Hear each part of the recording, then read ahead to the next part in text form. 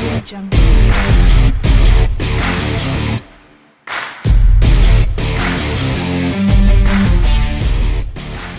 Welcome everyone to Touching Base. I'm your host, Eric Arnold, and today I'm joined by my friends Joe Olson, Andrew Naw, and Andy Enck. How you guys doing? Hey, good. All right. Well, it has been kind of an on-off week, and we are on again. So it's just want to catch up with you guys. I see Andrew's already getting himself ready. The ever important question: what are we drinking tonight? I've got a Trogs tonight from up in PA, right there. Since I am casting from PA tonight, I figured that would be appropriate. Hershey, PA, Trogs. Going from the new digs. Right on. The Troganator's a good one too from them. That's a really good one. But I got my girly Rita here going on, my strawberry Rita. Just chilling with that. I'm good with that. So Now, are you doing the tall boy or the short boys of this? oh yeah, the tall boy. Oh yeah. Well, yeah. I mean, you're a man. Absolutely. Yeah, delicious. Mr. No, I saw you not with the beer. It looked like you were going a little bit more heavy-handed there. No, thought I'd class the place up a little bit. Look at you! Are you going to be in a rap video? No, I went to a party up in NYC a few weeks. Oh my God! Look at you even talking like it now.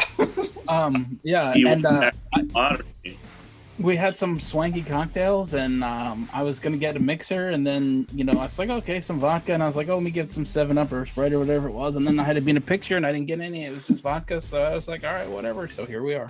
Oh man! Well, I mean, look at you. You're shaving now, going to New York and partying up, and drinking Grey Goose. I changed it up a bit tonight. Don't be jealous. I have a Left Hand Brewing Company, and this is a peanut butter milk stout that I actually have not tried yet. But I like peanut butter and I like milk and I like my left hand for reasons untold. But it says it's delicious. So we're going to give that a whirl. Initial thoughts are it's fine. All right. So let's go. We haven't talked sports in a while. The Olympics wrapped up.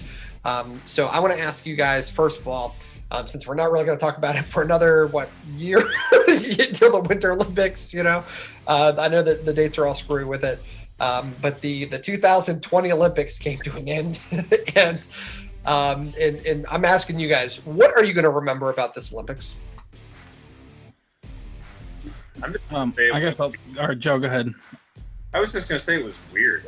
First of all, it was just 2020 stabbed on every poster of a 2021 Olympics. So that was so weird, But I do think that everybody that was rooting for it to happen is breathing a sigh of relief now, and so that's good. I'm glad they were able to pull it off.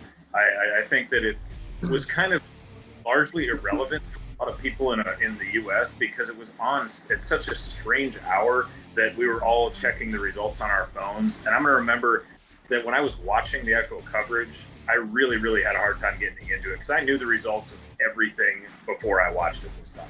Absolutely.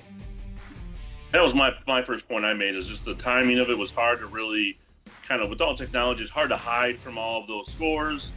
But the thing that I get is we're supposed to be proud of our U.S. men's team winning the gold medal in such mediocrity. As far as any gold medal we've won in a sport that we invented, it's just hard to really say that was a true. I mean, a gold medal is a gold medal. I'm not going to take that away from it. But to try and compare it to any other previous year's Dream Team, I mean, it's like Canada winning the hockey medal. Yeah, of course they did. That's just how it works. Yeah, but I didn't expect this team to win. I mean, we talked about it earlier. Like, I really, honestly, if you would have bet me money, I would have taken the chances that they wouldn't have medaled at all, just by the way they were going into it. Kevin Durant changed his mind and said that was not going to happen, But I was impressed with the team, towards the end. I mean, avenging the loss to France, because really they only lost one game. Lost that one game to France early on. It was a top-ranked team. Then they ended up beating Spain. They ended up beating France again. I was looking for a Luka Doncic final with the U.S. That would have been fun. That would have been fun. I think Luka's going to feel just okay though. Like, he got compensated 207 million times. For not making it. So I think he'll be okay with it. And I have a feeling we'll see him again at 22 years old. He'll probably, still be in his prime at 26 this next go around. I have some humble pie to eat in terms of the men's U.S. basketball, because I was talking a little reckless a couple weeks ago about bringing in collegiate players. So they obviously heard they're obviously fans of the show and heard it and got themselves in gear, and kudos on them. You're welcome. Yeah, I think the big takeaway story obviously here in the U.S. is a lot of the Simone Biles conversation. Fortunately she did come back, was able to compete, and took actually a bronze medal in one of the balance beam events, I believe. But that obviously took a lot of the headlines. I thought was kind of frustrated by the. Did it bother you at all? Her taking off when they got to the Olympics? I know this is kind of like a late conversation. A lot of people have already talked about this, but I haven't asked you guys. Did it bother you at all? It doesn't. It doesn't. I'm glad that she took care of herself and she didn't put herself in a place where she was going to get injured and or hurt the team. But I also there's part of me wishes sort that out before you get to where were we, Tokyo? Yeah. Because there's a lot of other women that would have been on the team. Would they have been good as Simone Biles? No chance. Would they have helped the team as much as she did at 0.5%? Probably even not. So maybe that's a moot point. I think I understand both sides of it, but I think at the end of the day, she's a young athlete. There's no reason for her to, maim herself or injure herself. Did you hear what somebody they eventually described kind of what she was feeling, like the spins or something like that, which is different than the spins that we've all had. Yeah. Something where it's you lose, and I should know better about this from my I know a little bit of movement and brain stuff from a million years ago. But she kind of lost positional reference. Seems like that might be importance. A little bit, yeah, right. So it's when they kind of spelled that out a little bit later, it's it kind of changes the conversation a bit. It's not I was just, I was thinking about going back home to my boyfriend who plays for Houston or something. Houston. Well, and we'll see. We'll see. Yeah. Well, if he's on that. You and I could try out for Houston at this rate. But when it talks about that, it definitely became a more serious conversation. So I think at the end of the day, I'm much more glad she took care of herself. She's young. What is she, 25, 26, if that? Even compared to that, to the whole spins thing, the twirls or whatever they call it, I can't remember what they call them. I sound like an ignorant person here saying whatever, right. But even before that, the amount of pressure that the Olympic athletes feel, having every 4 years to be able to do what you do best. Especially her. Yeah. All of she's been labeled the GOAT. She's coming in to try to do all wearing GOAT outfits. I mean, those are routines. They were changing the scoring because of her. I think that's also a piece that can be talked about is they're changing rules and scoring rules as far as, and we talked about that earlier in our podcast about how that's just unfair beyond just playing the game. I mean, what do you think about, I think that Andrew makes a good point that after they kind of explained what the real issue was, it wasn't when it was just blanketed as mental health. I think it was open to a lot more criticism that when you actually dug into it a little bit, I think there was a lot more people that were like, man, yeah, she shouldn't break her neck to do a vault for everybody, if she really doesn't know is doing 7 twirls in the air, and so I think that after we peeled back the onion a little bit and understood what she was doing and what she was up against, there was a lot more understanding and sympathy for it. I appreciate her not faking an injury because I never got the impression that she was actually hurt. I mean, she came out and said it's a mental issue.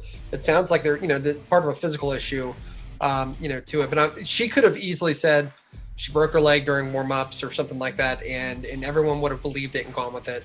But I am glad that she kind of, stood up and said, this is what it is, and it's gotta suck for her too. I mean, this was going to be her chance to really cement herself. If she hasn't already as being, the top gymnast all time, maybe competing with Gabby Douglas as your sister was arguing with you earlier. Yeah, right. But I don't consider this a knock against her legacy. Maybe somebody with way much less ability to do not anything. Right now, but down the road. If whenever the next one comes around and they start talking about greatest of all time, I think this conversation is going to come back up, but they're going to say, well, we never really know because she didn't compete. I mean, she competed and she won bronze. But really the expectation was for her to win gold in anything she competed in. Well, here's a question for another day. Well, before I get to that, I want to just call out again that you guys both said that was impressive to me is she did stand up and spoke to all of it without blinking once. So kudos for that. She, came out and was accountable for all that, and couldn't have been more impressed by that. There's an interesting question: is you said the next one? Is there going to be a next one? is there somebody else? Is there another girl, 13, 14 years old right now that's getting ready to, do all kinds of do the Simone Biles, 6 times in Los Angeles in 2028? Like that's an interesting conversation too, I think. But that's all done through media. I mean, like obviously there's some stuff done too, as far as like she physically has done it. I mean, like she's got the gold medals, the world championships, all that kind of good stuff. Changing the game. I mean, she really is. I mean, it's going to be difficult for that. We might see another one compete for it in our lifetime or something like that. And realistically, probably not. But the media is going to hype up somebody next because they're going to have to sell another story. But I do believe. I mean, we're still relatively young. We got a handful of more Olympics, for us to watch. It's only going to get better. Yeah, I mean, if you go back and watch some of the old footage from some of like the 1970 Olympics and 1980 Olympics, and you watch what some of those girls were doing, and it was like they did a backflip, and the world went nuts, And even now, go to 1996 and Kerry Strug and like that team, like Dominic Dawes, that like they kind of came out of nowhere and won the gold. I think ever since then, you talked about the network or whomever creating some sort of story narrative. I think USA Gymnastics, because it has been so quote unquote dominant, or at least in that dominant category the last 20 years now, 30 years. God, I'm old. 20 years. Yeah.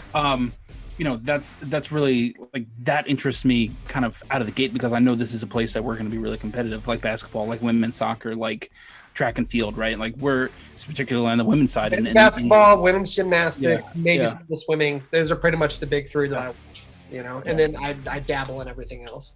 But yeah, I mean, those are the big ones, at least for us, I think everybody else's points about, or Andy made the point about not being able to find it on TV. I think a lot of the commentary around the internet has been, it's been such a terrible job by NBC and their affiliates and all their different programs, and I think there's a lot to be said there.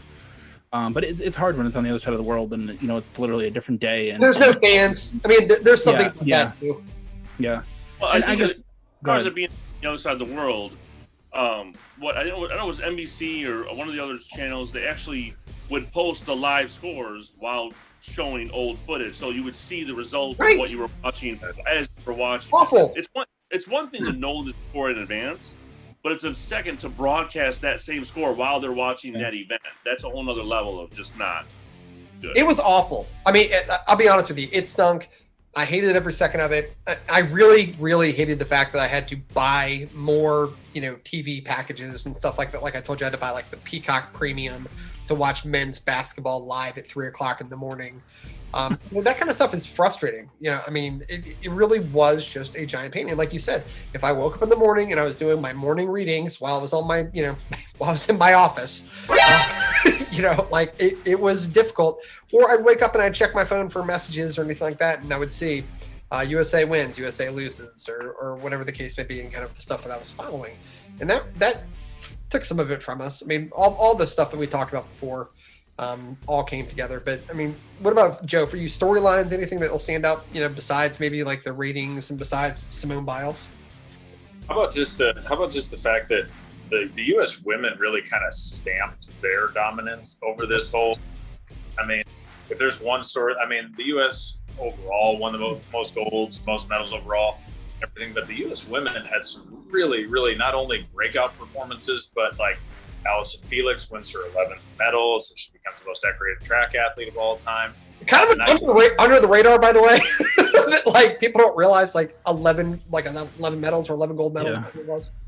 The 19-year-old from New Jersey that is basically like a deer that runs faster than I mean anybody ever in the 800. I forget her last name is Moo, I believe, and she's just an example of the women in the U.S. Are really going to be remembered. I think as the ones that kind of stamped their dominance overall. I mean, obviously basketball. There's beach volleyball, like the ones they've traditionally dominated and everything, but really a lot of like individual and team performances that I think will be remembered coming out of this. Is that because we just have better programs, or is that because even like women's rights, a combination of the two? I thought of that, and I think that it's our women do have more opportunities to participate in more sports at more ages than a lot of these other countries do, specifically China, Russia, some of the other big name countries that are out there. But I just don't want to take away from the brilliance that we saw. But it's something that will be available in every country out there. Yeah, I think there is something to the emergence of more women's sporting opportunities here. It's not like a direct one-to-one correlation, but I think it's a contribution. I think Joe's right. We have a lot more opportunities in the U.S. relative to probably most other countries. Mm-hmm. But then I think also even in the U.S., like there has been, I think gradually we're getting there, on a different looking podcast than this might disagree, but like, I think there is some progress, in at least opportunities, right? And you're getting girls into these programs sooner. Like women's volleyball team won gold, and I watched them in maybe the quarterfinals or semifinals beat another team. And it was just like, it was really good, and like I didn't know who these players were, but they were like not to sorry to interrupt you, but the best part about that was the fact that Karch Corrali is apparently the women's volleyball coach, and he is one of the oldest, most prolific beach volleyball men's players ever. And I thought his speech he did in the interview after they won was just amazing, and he gave in 100% to those women that he was coaching, and it was just an awesome speech to actually see. Yeah, and just like even having we've all played sports at different points of our lives, like the raw emotion and team and like camaraderie that like was so clear and evident, like just this desire to win, and like they picked each other all up. Somebody would get in a rut or something and they just pick each other up, and it was real awesome. I really enjoyed it. I wish I could have watched more of it, but really enjoyed watching it. And yeah, and absolutely, like the take home messages, the U.S. women just absolutely put on a show, and it was really great to see. I think that's fair. And honestly, that's probably what we'll remember. I was worried at one point, even though we had the medal count kind of sort of like in hand. I was really happy to see us get the gold medal count as well. Yeah, it was bothering me more than I thought it was, but it really was bothering me, the fact that we didn't have that gold medal count up until like the last day. And so good job to our girls for going out there and representing and doing better than anything we could ever do. All right, so we have a little bit of time left here. Let's talk about NFL seasons getting started. We had the Hall of Fame game, just opened up. We know that realistically these games don't really count, that kind of good stuff. But the NFL season is getting started. I want to know just from you guys. I wrote down a couple storylines that I'm interested in, but I'm just talking to you guys. You can talk about like your local favorites. You can talk about coaching or anything that you're thinking of. But what are the things you're really looking forward to, or things or storylines that you think are going to develop throughout this year? I'll just start and say that the COVID landscape is going to be like the one thing that every team's going to have to deal with. All teams are going to have to deal with. It's at a totally different place than it was a year ago. Some stadiums last year were having no fans at all. Some were having some fans. And now we've got different vaccination rates amongst teams, and the whole landscape with potential forfeits involved with positive tests and vaccinations and all that stuff. So, I mean, I think before we talk about anything else, that probably is the overarching theme behind all teams. It's an injury. I mean, and not so much the top tier teams. I'm sure the Chiefs and stuff like that are all going to be there.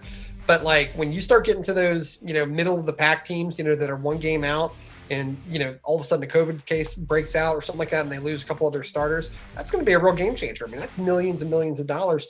And I think most teams are going to try to at least field a team out there. But I mean, if they can't, and they have to forfeit, or what if it affects another team that can't play that week? Do they automatically get a win? Is it a tie? I mean, I'm assuming they get the win. I'm curious to see, because it gets really, close. And those minor details, are going to be interesting as the season goes on.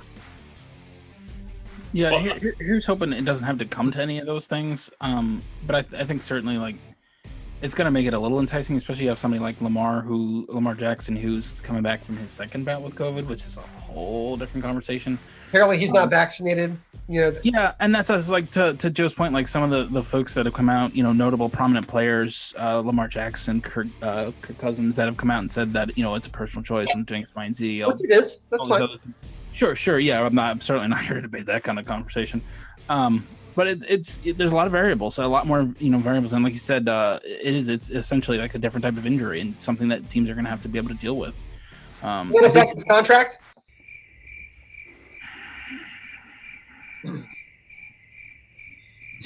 Yeah. You stop. I know he drives a 1998 Econoline 250 van from. Right now he does. So they saw Josh Allen's deal go through. I bet he's got some credit at old M&T.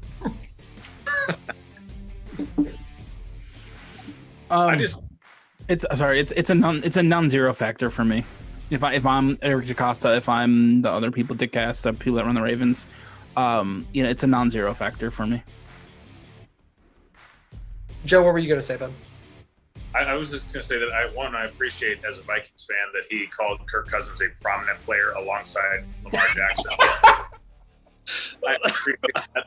So I know that you're just thinking of names you understand that haven't gotten the shot yet and have been vocal about it. So I appreciate that. But, calling them prominent players in the same sentence is a very, very far stretch. But I do appreciate what you're trying to say.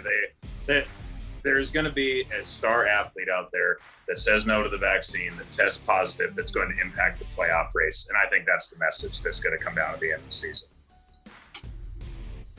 I mean, outside of the whole COVID business, as a Lions fan, I think rooting for the Lions is number 2 now, and rooting for Matthew Stafford and the Rams is number 1 now at this point. Whether you like him or not, him going to another team, and if he could win with another team, it would definitely improve, his mediocre plus positive average, maybe as far as legacy goes. I think a lot of Lions fans are going to be rooting for the Rams this year. Well, they're going to have to. I mean, honestly, well, first of all, also the Rams are a whole separate scenario where they themselves have really pigeonholed themselves into like this year and next year of really needing to be competitive because they have 0 draft capital. They have 0 draft or cap space. I mean, they are really banking on these next couple of years. I'm curious to see what happens with Sean McVay. If he's this wonder boy after all, because he's not exactly developing players as much as he's just, setting up a good offense. And he had a great, coordinator when he first got into the league and making that team competitive. But this is year 4 or something like that for him, 3 or 4. I'm curious to see how that works out, especially with all that talent that's in that room. And you said it even with the Lions. I'm curious about all these new head coaches because some of them were kind of head scratchers. I saw the Giants had a couple of their players just retire instead of doing all the work that they were doing in preseason because they just flat out had enough. I believe it was your coach down at the Lions. Isn't he the one that said we're going to bite him in the ankles, then we're going to bite him in kneecaps? I'm sorry. Dan Campbell might be one of the worst coaches in NFL history. You don't know yet, but he's going to be one of the most interesting head coaches. Gates or this guy. Yeah, I don't know. I mean, honestly, I want to see because one of these coaches statistically should be pretty good. So I want to see which one of these guys kind of emerges. There's always a team that seems to kind of emerge, and I want to know who that's going to be. I'm curious about the Saints. Are they really going in with Taysom Hill and Jameis Winston as their starting quarterback still? That shocks me. Is that experiment going to work for them? Tampa Bay I felt like Tampa Bay was a good team. They just got hot kind of towards the end and kind of their defense in particular got hot. Considering the Washington football team almost beat them in the playoffs, that alone. Almost beat them. Yeah. Lost by 8, we'll take it. And let's also not forget, the Chiefs lost, but the Chiefs were down their entire offensive line going into that game as well. And then kind of, what that. About prolific, but if Trevor Lawrence throws a touchdown pass to Tim Tebow, I'm not turning on ESPN for TV. When that happens. Okay, I know we said it before. Is Tebow making that team?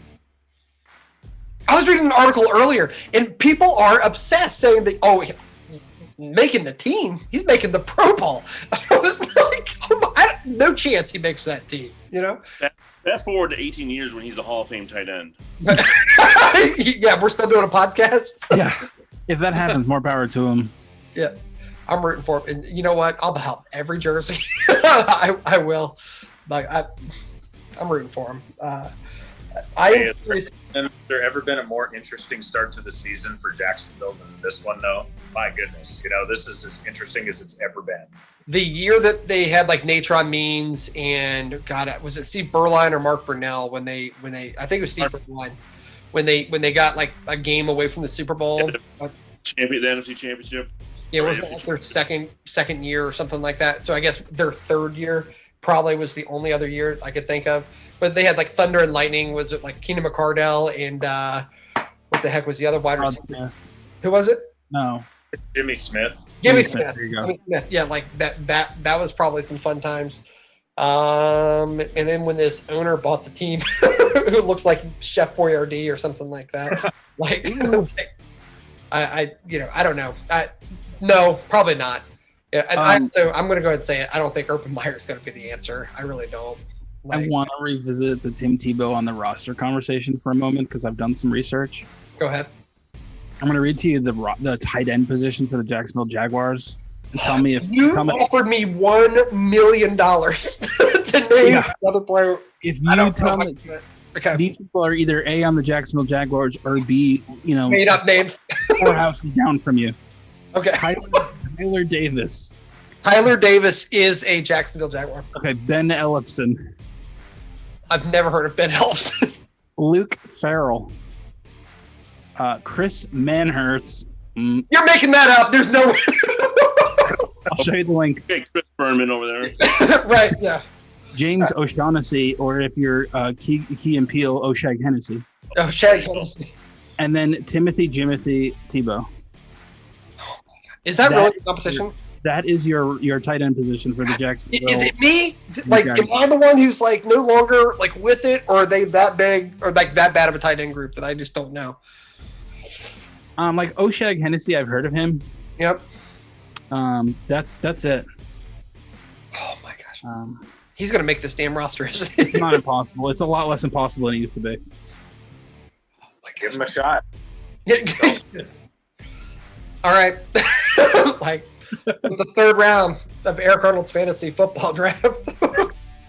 How many tight end pass options has there been in the NFL? Oh, 10. There's like they've got 10 plays for him to throw the ball. Hasn't Logan Ryan of the Washington football team thrown a pass before? Well, Logan Ryan does not exist. That's one of those made up names. No, he's the guy that used to play. He was a cornerback in New England. The quarterback for Virginia Tech that you're talking about. You're talking about Logan Thomas? Logan Thomas. I was in the ballpark. I had one of his names right. We signed him to like a 3 or 4 year deal. And I'm going to go ahead and tell you, Logan Thomas is going to be a gem this year. He's got a fantastic coaching staff. I think he will put up better numbers than Tim Tebow. Oh, 100%. I'll bet you my mortgage on that. Okay. I will say he will be second or third team tight end NFL player. Like he's going to be that good. Like Pro Bowl? Like I don't know, whatever. He's going to be in the top third of all NFL tight ends this year, statistically. That's fair. I'm okay with that. I have one thing to say. You should, because I said it. It's going to be true. I have one thing to say before we leave that topic is that Na got Logan Thomas's name, team, and position wrong when referencing him. So I just want to be sure that that's captured. No wonder I couldn't name it. Okay, first of all, can we take a bet of where he went to school? Like, Joe, you've got the information in front of you? Which, Logan Thomas or Logan Ryan? No, neither of them. I'm talking about the tight end that you met, the non-tight end from Jacksonville. O'Shag Hennessy? O'Shag Hennessy. Okay, can you guess where he went to college? I mean, good money's on Notre Dame, right? It had Institute or State in the name. Joe, do you know? I actually don't. I'm sorry. Yeah. No, do you have it? Can you pull it up? I want to play this game. Yeah. I know else cares. Or it had multiple directions: northeast, southeast, some sort of. No, not a direction. Is he a Boise State guy? You're not that far away. No, actually, that is pretty far geography. Illinois State, the Illinoisers are. I don't know what they are. Is that the Salukis? You're ready? It's a school in New York. Illinois. Somebody said, did he say Illinois State? Illinois State. The Salukis are Southern Illinois. Southern Illinois. Sorry. Yeah. He's from Canisius. How about that, huh? Ooh, we're talking about two different people then. We're talking about two different people then. Who are you talking about, Joe? I was talking about. I was talking about Chris Manhertz. Isn't that who we were talking about? Oh, no, I wasn't talking about Chris Manhertz. Yeah, Canisius College in Circa, Buffalo, New York. Yeah. Of your Mid-Atlantic Athletic Conference. No, I mean I know that's their. What is their mascot? Oh, I think it's because I've been mispronouncing it Canisius my whole entire life. I have like Canisius. Riders? No, that's like. Look at it. What is it? It's gonna be like Buffalo or something like this. Canisius. Nope, sorry. You're not gonna get it. Griffins. Golden Griffins. Your Golden Oh, Griffins. they are my Golden Griffins. Yeah. Yeah, that was my second guess. You know, if you guys would have gotten to me, I would have said that. I think I went through all of it. Just locally, real quick, Washington. I'm really curious what's going to happen with this team. I know a lot of people are really hopeful because they've been, building Ron Rivera, Riverboat Ron, all that kind of good stuff. I think this window for them is both opening and closing this year. Like, I think that they have all the pieces that they need to compete.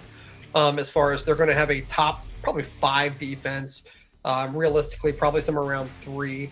Offensively, they have a great coordinator. They have a better than maybe average quarterback in Ryan Fitzmagic. They've got a little bit of depth at the position. You've got 2 guys who can start.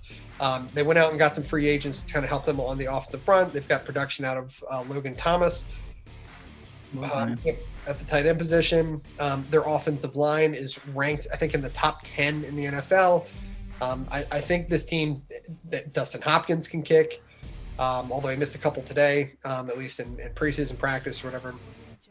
I think this team has potential to be a top 3 team, at least in the over in the NFC. I really do. I think they have that kind of potential, but I also think that real soon, like a lot of issues are going to, it's going to become a salary cap issue. That's going to happen with them. I think they're going to have to start paying some of these guys on defense. They're going to have to start paying some of the guys even on the offensive end. I also think there's a good chance that Jack Del Rio leaves after this year, and tries to take another head coaching gig. I don't know if they're going to be able to re-sign him or not. I think this will be his last year, and I think that defense declines again. So I really want to see what's going to happen with Washington. Can they stay healthy? I also am curious to see what happens with old Riverboat Ron after going through cancer treatment and chemotherapy and everything last year with COVID, the Delta variant coming around. Washington was the last ranked team as far as percentage of players who got the vaccine. Now they've been steadily increasing. I think they're over 80-something% now, which is good for them. But I'm curious, is that going to cost him some games? And I don't look out for his health, and I wish him nothing but the best, kind of going through this. But I think Washington's window is surprisingly both opening and closing this year. So I'll be looking for them as far as a local team. Anything else? Anything for you? I'm having a look at overthecap.com for the Washington football team salary cap situation, and it's not bad. It's not bad right now, but they got snug. It gets snug. Yeah, it gets real snug real quick, especially when you start looking at like Brandon Sheriff's out there. You've got people like McLaurin's contract's going to be coming up. Chase Young eventually is going to have a contract that's going to be coming up. Montez Sweat's got a contract that's going to be coming up. Deron Payne's got a contract that's going to be coming up. They got some boys out there that are going to want to get paid. Tim Settle, I think his contract's going to be coming up this year. Matt Ioannidis, his contract's going to be coming up. You got some moves. Like Eric Flowers next year, he saves you $10 million. You said Ioannidis is somebody you want to keep around. He gives you a lot of cap space. Well, I don't know if they're going to be able to. Realistically, I'm sure I want them all around, but I don't think realistically that's going to be the case. Now, let's see what happens once this new term comes to deal. We've got 3 minutes left. Andrew, real quick, I'm going to play a game with you from 2 weeks ago. Sure. Name better wide receivers than Devontae Adams, because right as kind of like we were getting close to ending, we were talking about wide receivers. You said that you thought he was the top wide receiver in the NFL, and I said that I could name 10. I said top 3. Let's not misconstrue things. I'll go back and check the tape. And for what it's worth, it took you 2 weeks to find this list, so go ahead. Only because we didn't have a week last week. Well, some people take vacations, other people do research. I took vacation. I don't do research. Yeah. Fair enough. All right, so let me just pull up all my numbers and stuff here. I'm going to have the other two essentially be our votes, whether or not I am right or wrong. Let me get rid of my Golf Now app real quick. All right, so the very first receiver I have on my list is none other than Mr. Hopkins, who is now going to be in Arizona. Do you agree or disagree? I'm okay with that. You're good with him being a better wide receiver. Yeah, not by large orders of magnitude, but yeah. Okay. Number 2 on my list is going to be Stephon Diggs, Maryland Terrapin. He had more yards. Essentially, the thing that Adams had more than anybody else, and it's not even close, is touchdowns. Sure. And I don't want to do the Chris Carter. All he does is catch touchdown passes. Like you're comparing. Second Chris Berman reference tonight. That's a good job. Thanks, sir. But Stephon Diggs, Terp, I would have over him. I'm gonna disagree with that. Okay. All right. I bet you would. All right. Tyreek Hill, I had over him. Oh, that's complicated. Oh, you disagree, you jerk. Okay. He's faster. Yeah, he's definitely faster. Well, and that's I posit the Diggs is too. That's what I do think that Hill does more intermediate than Diggs does.